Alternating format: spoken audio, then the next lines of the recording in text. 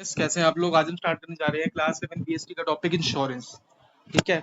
ये टॉपिक थोड़ा डिफिकल्ट है बाकी टॉपिक से, क्योंकि बाकी टॉपिक्स तो बहुत आसान है, वो आप एक एक बार ही पढ़ोगे तो आपको समझ आ जाएगा। ये टॉपिक थोड़ा डिफिकल्ट होता है, इस कारण मैं इस वीडियो को बहुत पहले डाल रहा हूँ, क्योंकि ये टॉपिक आपका मिड टर्म के पेपर्स के बाद आता है। अब मैं आज अगर ये वीडियो डालूंगा, एक बार अब अभी देख लेंगे, एक बारी बीच में देख लेंगे, एक बारी पेपर से पहले देखेंगे, तो 3 बारी में आपको 99% बच्चों को तो समझ आ जाएगा। ठीक है।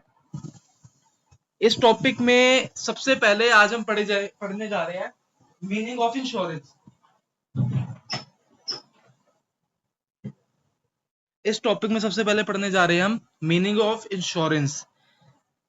मीनिंग ऑफ इंश्योरेंस का क्या मतलब होता है कि हम कोई चीज खरीदते हैं, घर खरीदते हैं, गाड़ी खरीदते हैं, बाइक खरीदते हैं, कुछ भी खरीदते हैं, तो उसमें बहुत चांसेस होते हैं कि डैमेज हो जाए।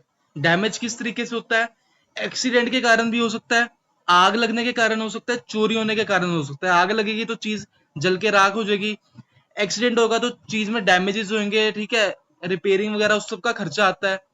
अगर चीज चोरी होगी वो तो चलो चली ही गई आपके हाथ से। ठीक है। तो इन सब रिस्क को कम करने के लिए हम लोग इंश्योरेंस लेते हैं। इंश्योरेंस का क्या होता है मतलब, लाइफ इज फुल ऑफ इनसर्टेनिटीज, की कुछ भी हो सकता है लाइफ में, अगले पल क्या हो जाए आपको कुछ नहीं पता।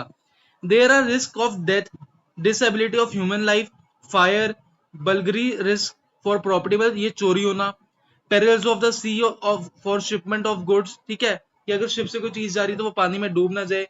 Huge losses can be incurred due to such risk, की इन छोटी छोटी चीजों से भी काफी ज्यादा रिस्क हो जाते हैं। इंश्योरेंस काम कैसे करती है, इंश्योरेंस होती क्या है? इसमें दो बंदे होते हैं, इंश्योरर, इंश्योर्ड। इंश्योरर होता है इंश्योरेंस कंपनीज जैसे LIC। ठीक है, ये अलग अलग कंपनीज होती है जो हमें इंश्योरेंस बेचती है। इंश्योर्ड पर्सन होता है दूसरा, वो हम लोग होते हैं जो लोग इंश्योरेंस खरीदते हैं। हम लोगों दोनों के बीच में इंश्योरेंस कॉन्ट्रैक्ट होता है। ठीक है, हम लोगों के बीच में इंश्योरेंस कॉन्ट्रैक्ट होता है। इंश्योरेंस कॉन्ट्रैक्ट में सारी चीजें लिखी होती हैं।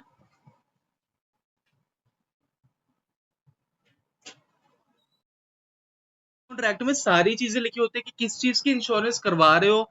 सेकंड चीज लिखी होती है कि मेरी चीज किस कारण से डैमेज होगी कि इंश्योरेंस कंपनी मुझे पैसे दे। अब ये नहीं होता कि मैंने अगर आग के लिए इंश्योरेंस कराई है, मेरी कपड़े की फैक्ट्री है, सबसे ज्यादा रिस्क तो मुझे आग का रहेगा ना, क्योंकि कपड़े कोई महंगी चीज नहीं कि चोरी हो जाए, कि गोल्ड तो है नहीं कि चोरी हो जाएगा, या फिर कोई ये तो नहीं कि भूकंप आते रहते हैं जहां पर मैं रहता हूँ। तो मुझे ज्यादा से ज्यादा कपड़े काम में किस चीज का डर हो सकता है? आग का। अब मैंने आग की इंश्योरेंस करा ली, पर अनफॉर्चुनेटली मेरे गुड्स चोरी हो गए, मेरे कपड़े चोरी हो गए, तो मुझे चोरी के केस में पैसे नहीं मिलेंगे। तो इंश्योरेंस कॉन्ट्रैक्ट में सारी की सारी चीजें लिखी होती है कि आपको किस कंडीशन में पैसे मिलेंगे, किस कंडीशंस में पैसे नहीं मिलेंगे। इंश्योरेंस कॉन्ट्रैक्ट होता है। अब इंश्योरेंस में क्या होता है कि मेरे गुड्स अगर 10 लाख के हैं, ठीक है, तो एक मैं आपको रियल लाइफ बात बता रहा हूँ। इंश्योरेंस में क्या होता है कि आपको कुछ अमाउंट एक्स्ट्रा देना पड़ता है। मेरी चीज अगर, मेरी गाड़ी 10 लाख की है ना, तो मुझे उसके ऊपर अराउंड 80-90 हजार या लाख रुपए इंश्योरेंस पे करनी पड़ती है। एक बारी में नहीं पे करनी पड़ती, कुछ रेगुलर इंटरवल्स के बाद हमें प्रीमियम पे करना पड़ता है। सपोज मैंने 1 जनवरी को गाड़ी ली, न्यू ईयर वाले दिन, तो मुझे इंश्योरेंस का जो प्रीमियम होता है थोड़ा थोड़े दिन बाद कैश देना पड़ता है, मैं थोड़े थोड़े दिन बाद पैसे पे करने पड़ते हैं। 1 जनवरी को गाड़ी ली, 1 फरवरी को मैं थोड़ा प्रीमियम दूंगा, 1 मार्च, 1 अप्रैल, 1 मई, 1 जून, 1 जुलाई, ऐसे में थोड़े थोड़े टाइम में प्रीमियम देता हूँ। ठीक है, ये ऊपर जा रहा है कि हमारा प्रीमियम जा रहा है,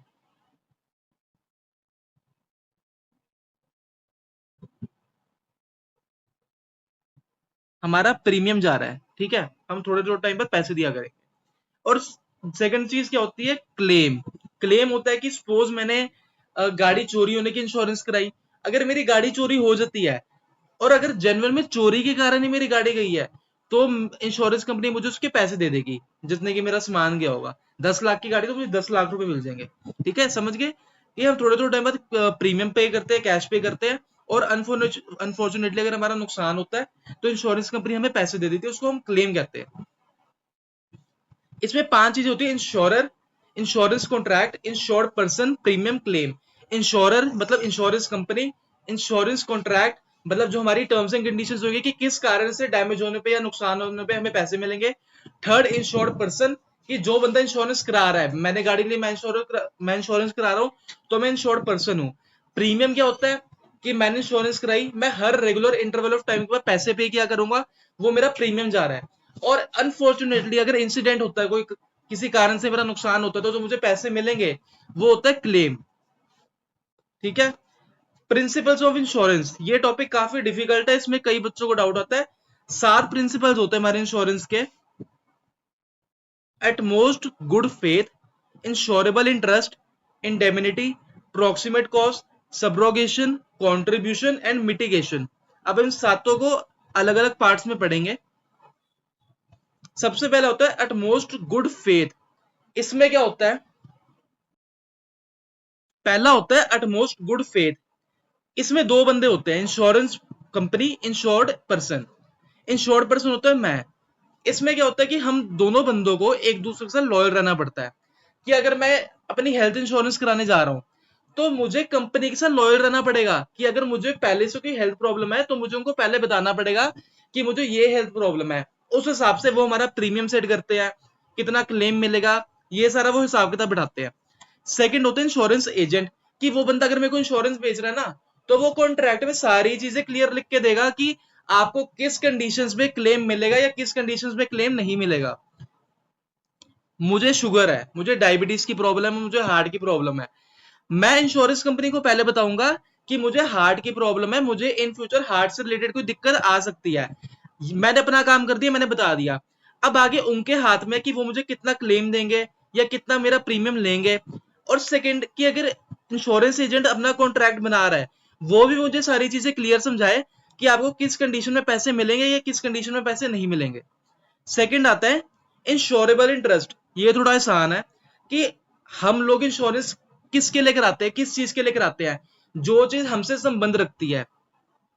अब मैंने इसमें एग्जांपल दिखाया है वाइफ और हस्बैंड का, पर मैं आपको गाड़ी के हिसाब से समझाता हूँ, आप लोगों को ज्यादा क्लियर होगा। एक मैं हूं, एक मेरा दोस्त है, उसके पास भी गाड़ी है, मेरे पास भी गाड़ी है। पर मैं इंश्योरेंस किसकी कराऊंगा, उसकी गाड़ी की नहीं कराऊंगा, मैं अपनी गाड़ी की इंश्योरेंस कराऊंगा। अपनी गाड़ी की इंश्योरेंस क्यों कराऊंगा?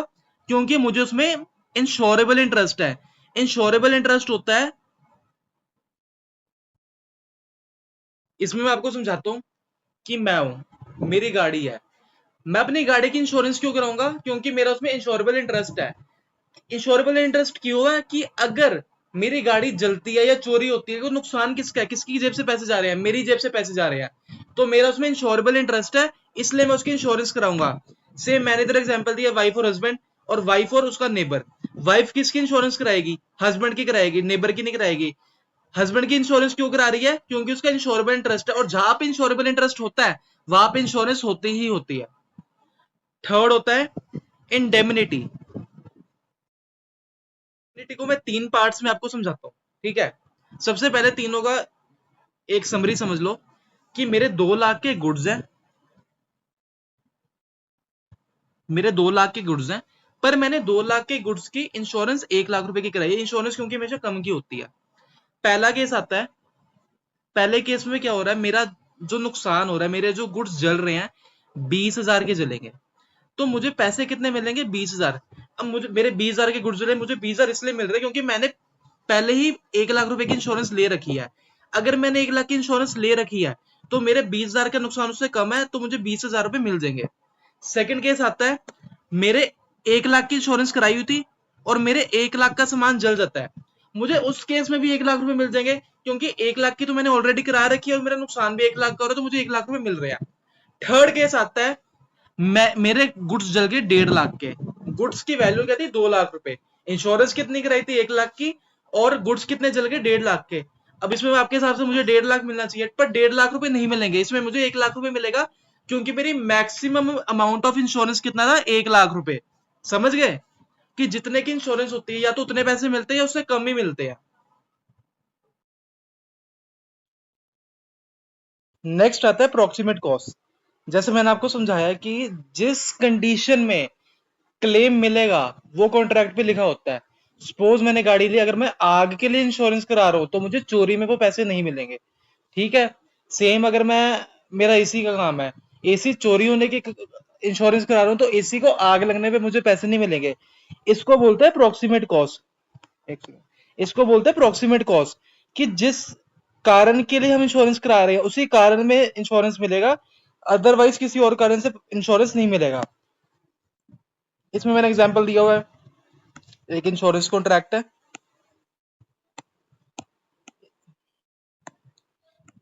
एक इंश्योरेंस कॉन्ट्रैक्ट है,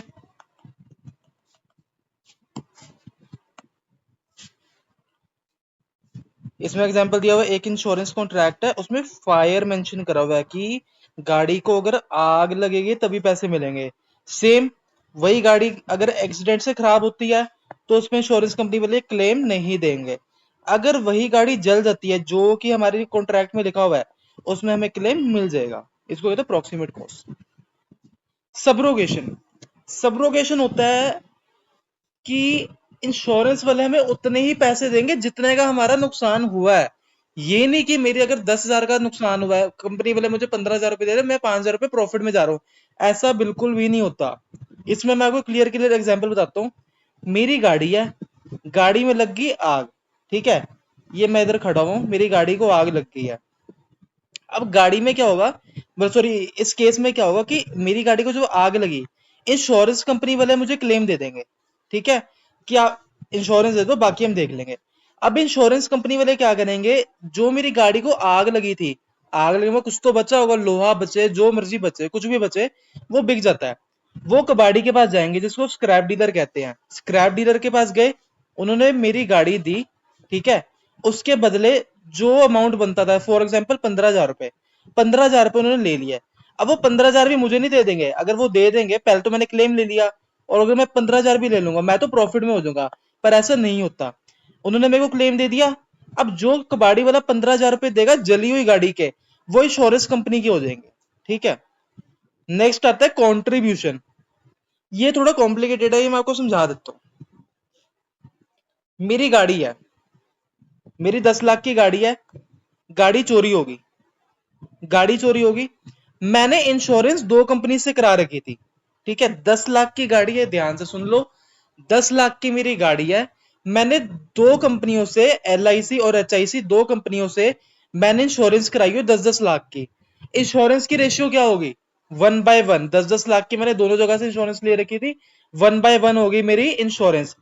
अब मेरी गाड़ी चोरी होगी, मेरी गाड़ी चोरी होगी तो भाई नुकसान कितने का हुआ, जितने की गाड़ी गई है, गाड़ी 10 लाख की गई है, नुकसान भी मेरा 10 लाख का हो गया, 10 लाख का नुकसान हो गया। अब ऐसा तो नहीं होगा कि मैंने अगर 10 लाख की गाड़ी की दो दो जगह से इंश्योरेंस ली हुई थी तो मुझे वो 10-10 लाख रुपए दे देंगे, मेरे पास 20 लाख तो आ नहीं जाएंगे। ऐसा नहीं होता, अगर रेशियो इंश्योरेंस की 1/1 है तो जो क्लेम आएगा वो भी वह 1/1 की रेशियो में आएगा। अगर मैंने 10-10 लाख की इंश्योरेंस ले रखी थी दो कंपनियों से तो मेरे पास 20 लाख नहीं आएगा, जितने का नुकसान हुआ 10 लाख रुपए 1/1 डिवाइड कर दो, 5-5 लाख रुपए मुझे दोनों कंपनियों वाले देंगे। समझ गए, 10 लाख का नुकसान, ठीक है, दो कंपनियां मैंने इंश्योरेंस करा रखी थी 10-10 लाख की, रेशियो क्या होगी 1/1। अब क्लेम कितने का आना चाहिए, 10 लाख का, क्योंकि 10 लाख की गाड़ी है। अब 10 लाख मुझे दो कंपनियां दे रही हैं, तो मेरा पर कंपनी, एक कंपनी मुझे कितने देगी, 5 लाख रुपए, और दो कंपनी से हो गए 10 लाख रुपए जो मेरे गाड़ी का नुकसान कवर कर देंगे, ठीक है गाइस। लास्ट पॉइंट आता है इसमें मिटिगेशन, ये समझने वाला पॉइंट है, ये रियल लाइफ पे भी बेस होता है। ये थोड़ा मैं आपको ध्यान से बढ़िया एग्जांपल से समझाता हूँ। भाई मेरा दोस्त है, मेरे दोस्त के घर को आग लग रही है, ठीक है भाई, मुझे पता लगा मेरे दोस्त के घर को आग लग रही है, मैं देखने गई भाई क्या चल रहा है, क्या है उधर, आग लगी हुई है घर को, और वो खड़े होकर कोल्ड ड्रिंक पी रहा है। भाई मैंने उसको पूछा कि तेरे घर को आग लग रही है, तू आग क्यों नहीं बुझा रहा, कह रहा चिल कर, कोई दिक्कत नहीं, इंश्योरेंस करा रखी है। ऐसा नहीं होता, ये रियल लाइफ में भी इम्प्रैक्टिकल है, रियल लाइफ में एप्लीकेबल नहीं है। अगर तुम्हारी चीज को नुकसान हो रहा है और तुम उसको ठीक करने के लिए कोई एफर्ट नहीं डाल रहे तो तुम्हारा क्लेम कैंसिल हो जाएगा बिल्कुल। उसके घर को आग लग रही है और वो खड़े होकर कोल्ड ड्रिंक पी रहा है, वो आग को नहीं बुझा रहा, वो कोई मेहनत नहीं कर रहा आग बुझाने के लिए, वो खड़े होकर देख रहा है कि इंश्योरेंस करा रखी है, इंश्योरेंस वाले पैसे दे देंगे। तो भाइयों किसी कीमत पे इंश्योरेंस वाले पैसे नहीं देंगे। ये पूरे वर्ल्ड में, पूरे ये नहीं इंडिया में या यूएसए में, पूरे वर्ल्ड में ये रूल है कि अगर तुम्हें किसी चीज की इंश्योरेंस करा रखी है और तुम्हारे सामने नुकसान हो रहा है, तुम्हारे सामने चोरी हो रही है उस चीज की, या जल रही है, या कुछ भी एक्सीडेंट हो रहा है, और तुम उसको ठीक करने के लिए एफर्ट नहीं डाल रहे, तो तुम्हें इंश्योरेंस का क्लेम नहीं मिलेगा। इसका मतलब होता है कि अगर तुम्हारी चीज का नुकसान हो रहा है, तुम्हें अपनी पूरा एफर्ट लगाना चाहिए उस नुकसान को कम करने के लिए। अगर इस दोस्त के घर में आग लग रही है, उस चाहे आग बुझे ना बुझे, वो बात का मैटर है, पर उसको अपनी तरफ से पूरी जान लगा देनी चाहिए थी आग बुझाने के लिए। समझ गए? यहाँ पे हमारा ये कॉन्सेप्ट खत्म होता है, ये केस स्टडी आ जाती है, इसको हम नेक्स्ट पार्ट में करेंगे।